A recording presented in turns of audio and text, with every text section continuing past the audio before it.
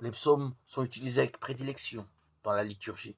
Ils sont par excellence une prière liturgique et semblent donc appartenir au type de la prière vocale et extérieure.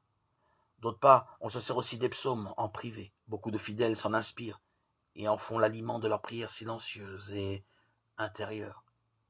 Cette ambivalence du psaume s'explique par ses origines.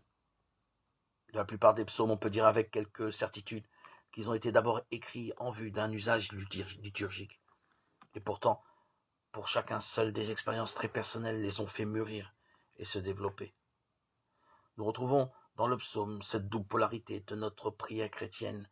Elle est une prière publique et non seulement le monde entier concerné. Pourtant, il demeure toujours une prière extrêmement personnelle qui traduit le lien inexprimable et incommunicable entre Dieu et moi. On fait donc bien de s'enfermer dans sa chambre et de prier Dieu dans la solitude et le secret. Matthieu 6,6. Car la parole de Dieu est simultanément parole publique et parole privée. Elle convoque le peuple chrétien et elle l'interpelle, chacun de façon strictement personnelle. Ce qui est célébré dans la communauté, dans les rassemblements, doit pénétrer jusqu'aux recoins les plus cachés de chaque cœur pour y devenir irréalité.